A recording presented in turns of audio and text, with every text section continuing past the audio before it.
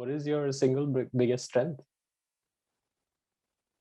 So I feel like the answer that might be expected from me is time management. But I do want to think about it a little bit more carefully, whether that is what it really is. No, yeah, I think I'd say execution. I think I can, and time management is a part of that. But I think it's execution where I can get things done. Um, yeah, like yeah, I can get things done. And there's a certain clarity of what is the shortest path to that. If we are trying to do X, right, what are the things that are really necessary to get X done, and what else is sort of off on the side, orthogonal, not really relevant. And so I think that clarity, yeah, I think that clarity and then being able to execute on it, I would think is probably the biggest strength. What do you think is your biggest strength? Biggest strength. Fine. These are like all these interview questions. So I guess I would say sort of breadth of knowledge. There's a lot of people, say within machine learning and NLP who know a lot more about very specific things. But I think, I used to be more of a machine learning person, but I was always interested in language. And, there are people who do language that use machine learning, but they're not really machine learning people. And there are machine learning people that dabble in language, but they're not really NLP people. And I've tried this, and then I've gotten into new areas like vision and robotics too. And so I guess I would say I think one of my strengths is breadth of knowledge rather than any specific narrow piece. But I've tried to cover a lot of AI. And even when I was an undergrad, I took all these cognitive science classes on linguistics, on neuropsychology, on psychology of language, on psychology. So I tried to educate myself fairly broadly about all sorts of things that I think are relevant to AI. And I think that's been very helpful to me. And I think there are things you can do when you know a broader set of things rather than just being. Sometimes people, I don't know if you've heard my speech on hammer people. So, Mark Twain said, to the man with a hammer, all the world is a nail. And I find a lot of people, particularly more in machine learning than in language or vision, they're hammer people, right? They have their hammer, and it doesn't matter what problem you give them, they're going to say, oh, I can solve that with my hammer. Bang, bang, bang, bang, bang. And it sort of drives me nuts. I'd rather look at the problem from a broader perspective and say, I used to give my machine learning class this speech I call the Carpenter speech, which is, I'm going to try to, in this machine learning class, teach you a wide variety of tools, and try to give you an appreciation of what the value of these different tools are and what types of, and when you get a new problem, think about what's the right tool for it. And don't just say, I'm a hammer person, I'm going to hammer all night and hammer everything. And I find so many people, particularly in machine learning, but now in these deep learning areas, like deep learning is the hammer, right? It's like, okay, how do we wire up a deep network? And, maybe some problems that you need to solve, even today, it's better to go back and use like random forests or something for these damn things because it's going to work better and be more efficient and everything else. It's not just about knowing one tool and hammering everything and thinking it's a nail. Look at a problem, see if it's, this is my Carpenter speech, see if it's a screw, it needs a screwdriver, see if it's a bolt, it needs a wrench. Don't just say, I'm going to hammer every damn thing I encounter. So I like people that are more broadly educated and know a variety of things and know when to use them rather than just knowing one thing and hammering every damn thing they come up with. What would you say is your single biggest strength?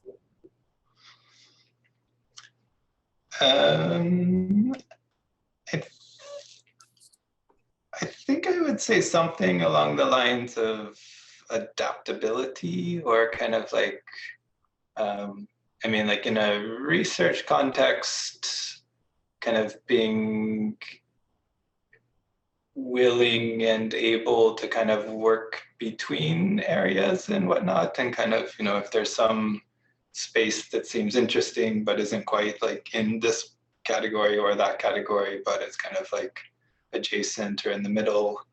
I think I'm pretty adaptable in being able to say, let's just go start exploring there and see what we find, and whatever needs to be done to sort of do that.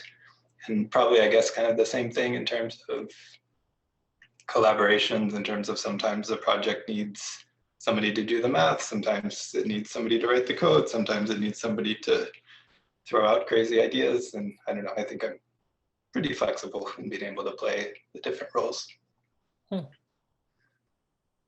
Yeah, I certainly do remember lots of meetings where I've had that impression where I've left thinking, okay, well, that's out there, but sure, that's what that's what Danny does.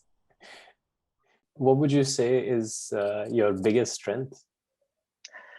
My biggest strength, I think, is connected to your couple of questions earlier about the competitiveness, as well as like being proud of, or the liking one of the successes is I'm not competitive, nor I tend to cling on to any one or few of the achievements that I have made. I just tend to be very stable across time. I do get excited a lot about many of these things, but I don't really get attached to any one or few particular stuffs among the achievements that I've made, or even the things that I work on at any moment.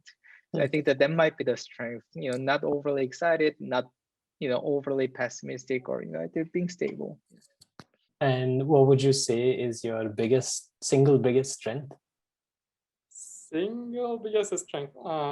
Yeah, as I said, yeah, I'm good at planning and time management, and usually when we have a deadline, I usually try to finish my stuff like few days, if not a week before the deadline, in case something goes wrong. In case I want to add something to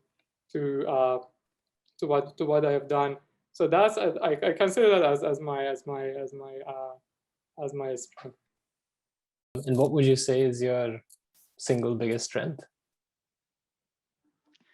It's kind of related to the planning aspect. I think I'm very good at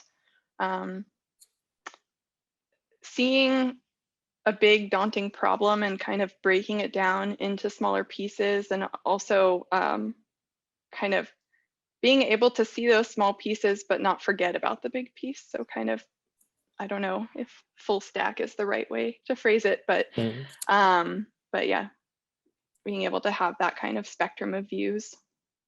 What do you think is your biggest strength, something that you're significantly better at, or than, for example, an average? I don't think I'm significantly better than average on anything, in the sense that I feel that I put a lot of attention to the things that I like, and try to do a good job there. But I don't think that I can't say that I'm better than anybody else or than any around me. That's a difficult question, Drew. I don't. Actually, I think so. This question, forget other people. Like, what? Maybe if you just limited it to your skill set, then it becomes a bit narrower. And to my skill set. I feel that I am good in coding.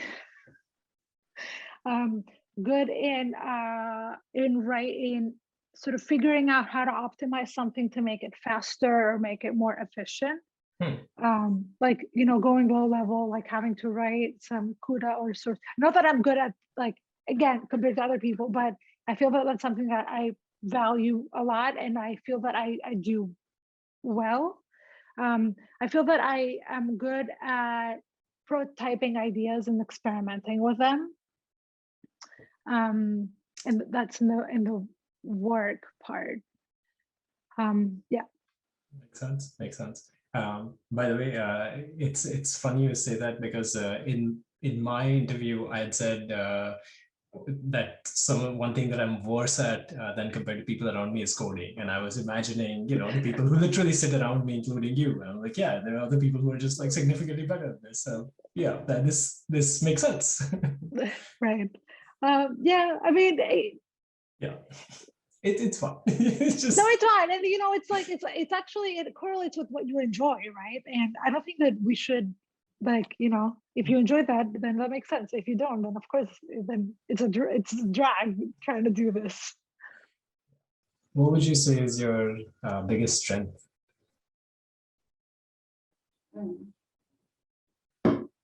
Biggest strength.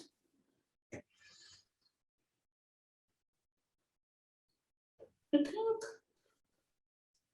think I can work a lot if I need to without losing efficiency too much. So like closer to deadlines, I can still push 12-hour days consistently. And then, of course, afterwards, take a week off or something. But yeah, I think I have a lot of perseverance. I guess that's the term I would say that I can, and I don't give up easily also on things. That's pretty cool. And what would you say is your biggest strength? Biggest strength is finding connections.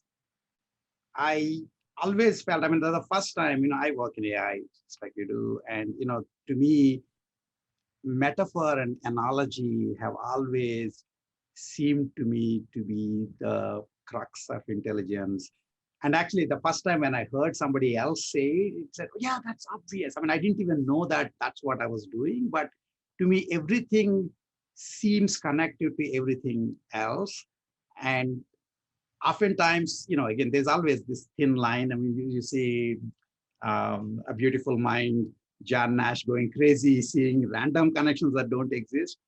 But to me, actually, I think the ability to see connections in very different, disparate topics is something that I think I do somewhat better than several people that I know and respect around me. So I think that's something that's just built in for me. I mean, my thinking is very analogical, and so that helps quite a bit.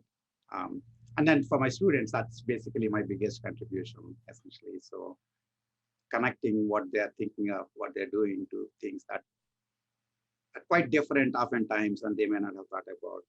I mean, a part of it is just experience because we have seen more things, but part of it is also that, they have this thing, right? The deja vu feeling. I mean, I live life with a variation of deja vu feeling, which is everything is sort of connected to everything else. I mean, and my students, everybody knows that, around me knows that everything that happens in life, I have a Seinfeld analogy.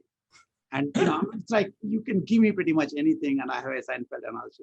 And in the beginning, I mean, a part of it is also because Seinfeld is just such a great sitcom. But on the other hand, it's also because you can pretty much, I probably can do it with Simpsons too, if I cared as much. It's like I tend to find connections. And so to me, that's sort of more fun.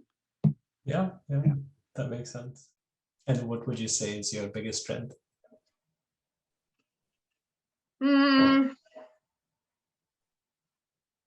don't know. I guess I'm kind of persistent. I get discouraged, but then I recover my strength, I suppose.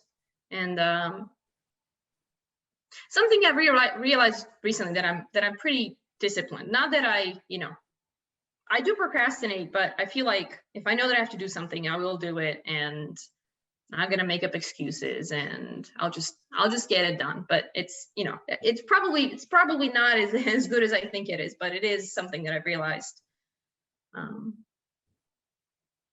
It's not necessarily a positive thing. It means that I do what I'm told, even though I'm being told by myself. But I don't know. It helps. It helps with.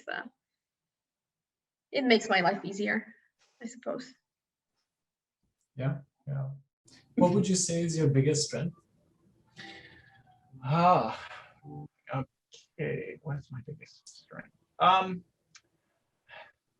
I guess for me, where I think I'm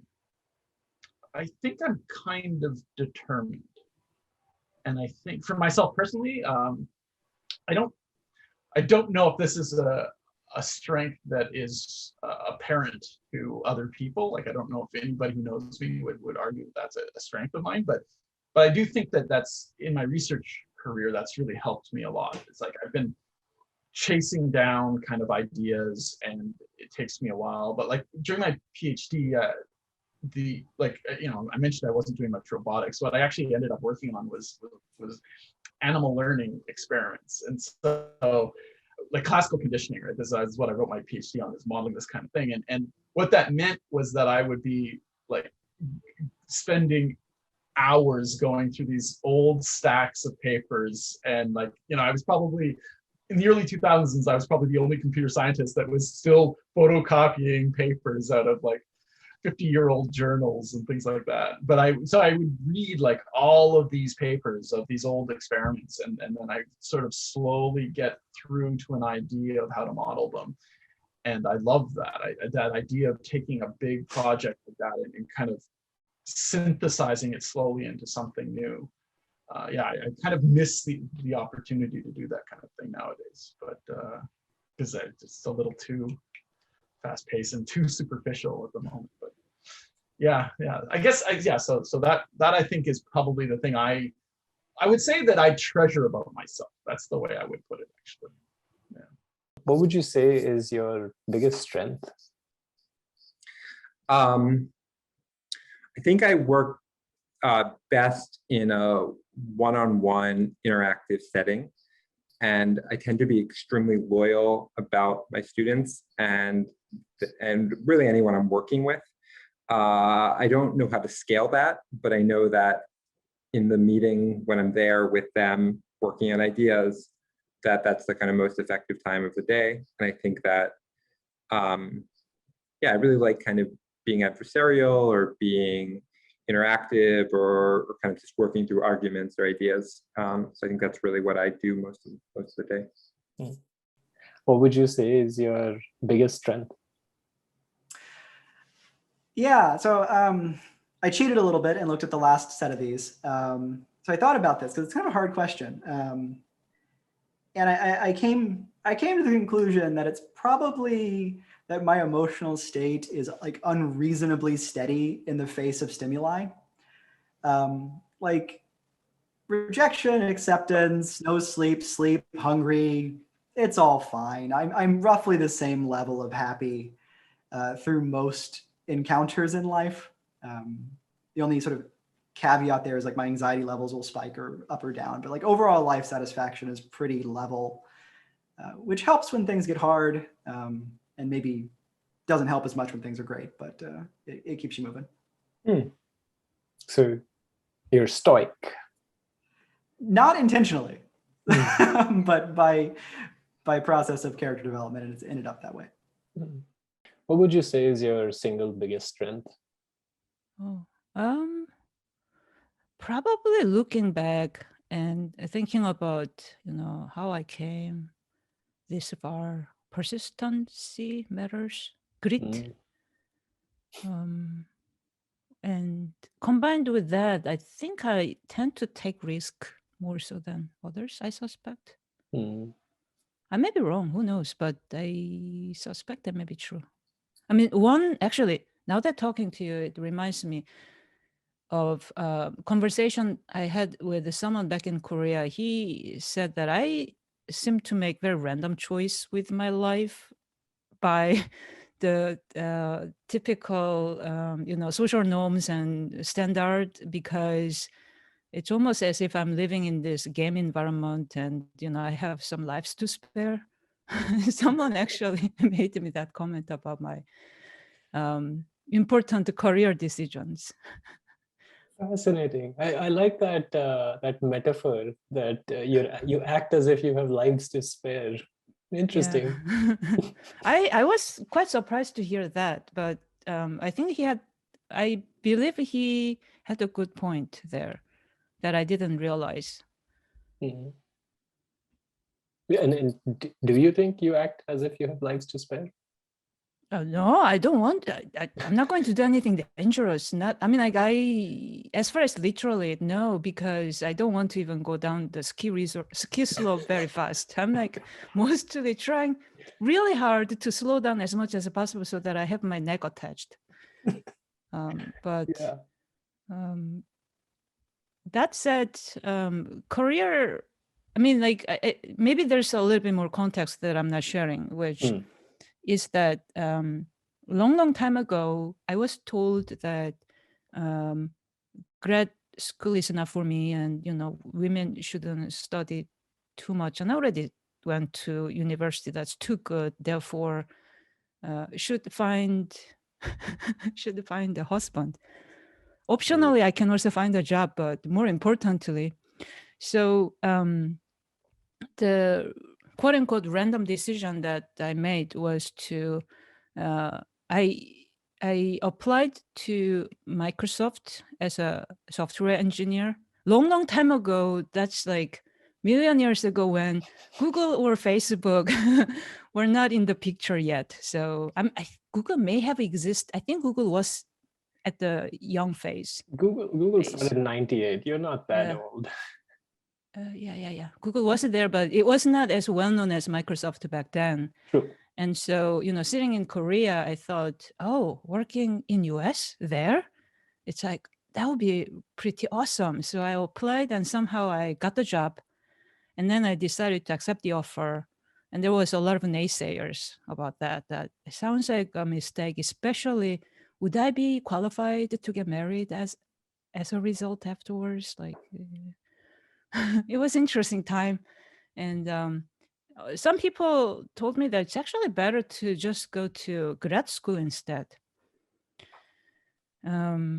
But somehow I got more excited about being a software engineer because I think it's in part because I had no reason to believe that grad school was a good idea for me. And I thought I will be a hacker. That was my dream back then. So.